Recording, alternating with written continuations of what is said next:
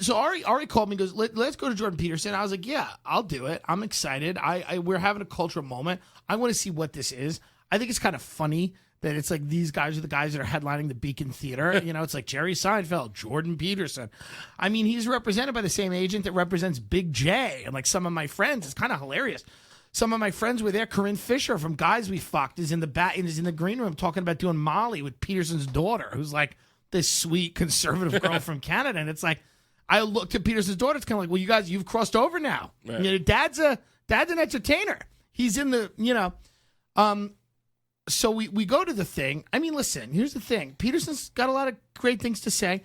A lot of things, he loses me on when he's like, every person's a miracle and, raise your kids. And it's like, listen, it's not that that's not true. It's just that that's not for me. You know what I mean? Like, that doesn't get me. This sounds like this is a guy who got famous because he stood up through what he thought was an impressive academic regimen and then thought policing.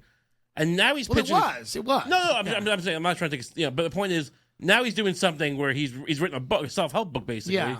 And it's basically like this is not, which I think is good. Young men, young women, young people they need somebody to come around and talk to them about responsibility and everything like that. Great. I'm 33. I've chose a business which to throw away my life. I don't need that. That's not for me. It's for certain people, and good for them. But I'm checking out. Ari's kind of checking out too. He's next to me. He's drinking like ginger tea. I'm starting to talk to him. I'm like, what? How do you make the ginger tea? We're just he makes his own ginger tea. Yeah, we're gone, or maybe he didn't. I don't know. But we're at that point. We're an hour in. We're kind of like. And then they have a Q&A, and we're like, maybe we're trying to identify people in the audience we think are going to be a problem during the Q&A. I'm like, she looks mad. Ari's like, this is going to be good, And Peterson, to his credit, takes all the questions, debates people, whatever. Fine. So, I mean, I'm like, 20 minutes in, I'm like, the diner next door does a steak nacho appetizer, which they put on the special list. I'm like, 20 minutes in, I'm like, all right, capitalism, Western civilization. Okay, good.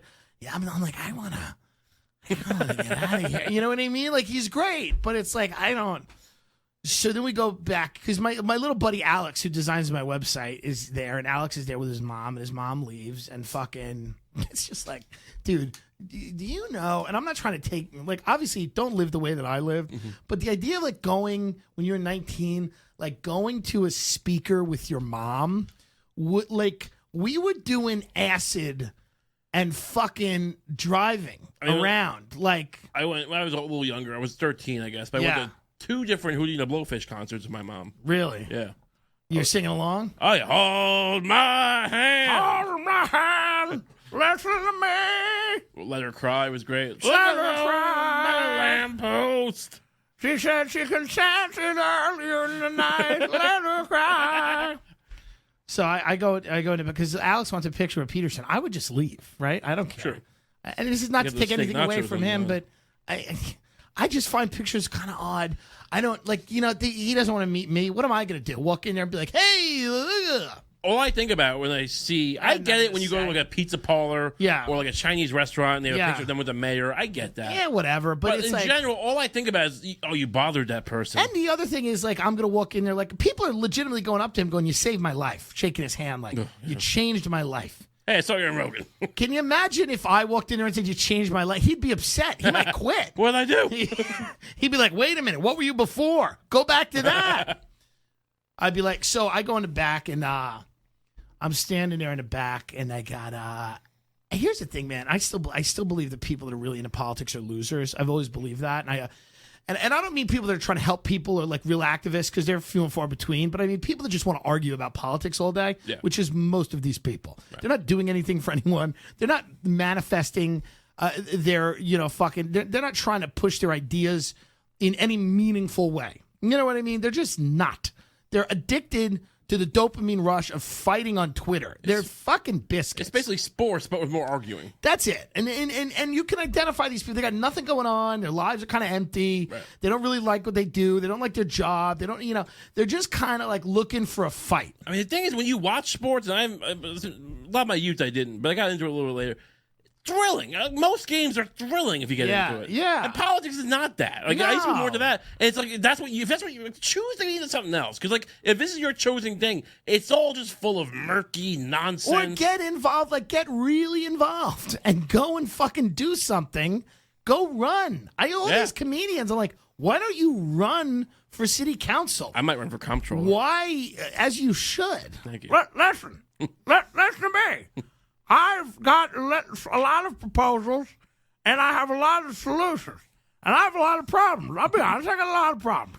I have a lot of problems, and I have a lot of people that have basically said they don't feel safe with me in their community. That's fine. That's fine. They don't know who I am. They see me eating a tomato in a bodega, and they judge me because I'm smoking a cigarette. They didn't judge me.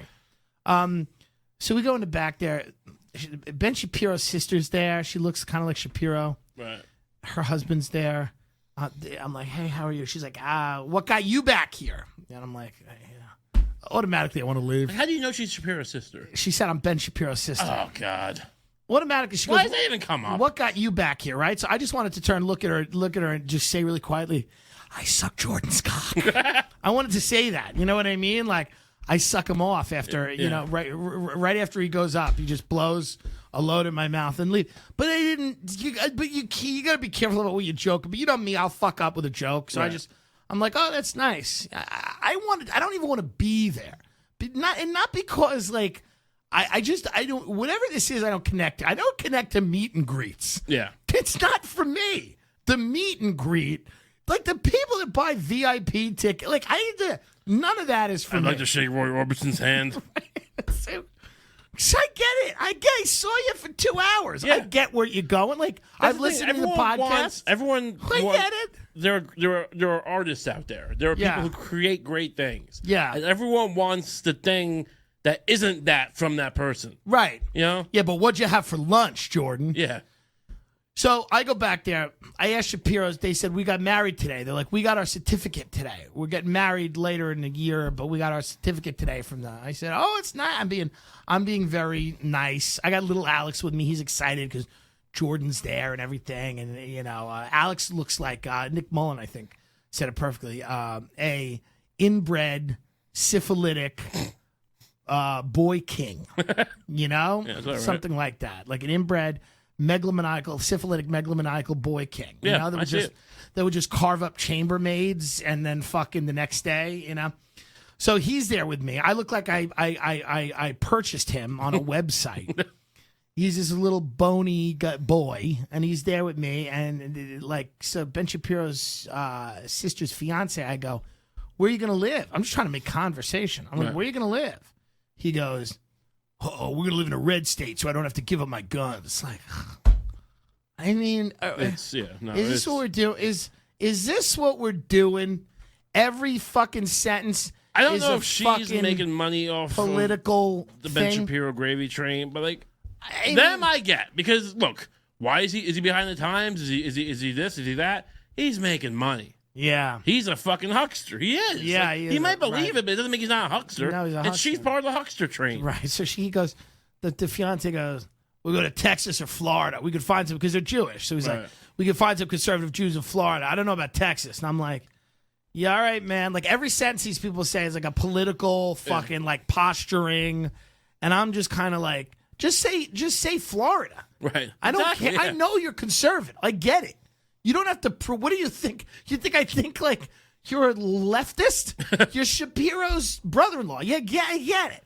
But immediately I'm kind of losing. So me and Peterson and little Alex, we snap a picture together, and we just kind of fuck around. Peterson's daughter's sweet. We kid around with her a little bit. And we leave, and like it was threatening to throw a rock in her head or something. What? How you kidding around with her? No, I was kidding about Corinne Fisher. Oh, okay. And Peterson's daughter was there, and she was kind of laughing at what we were saying. But I'm gonna stick you with this knife. Well, Corinne Fisher was talking about some guy that was like trying to kill her. She was like, he was in the comedy club threatening to kill me in the middle of one of my bits, And she's like, so I called security. I said, why didn't you just edit the bit? Like, get better. So I was just fucking around with her. I like Corinne a lot. And then she was like, she was kind of laughing, but she was also Peterson's daughter was also kind of staring at us. Yeah. She's she's a big health nut. She probably hates fat people. How old is she? I don't know, 20s or whatever. Wow. 30s, 20s. I don't know. So we skedaddle and we go to the Westaway Diner. But there's, that's that.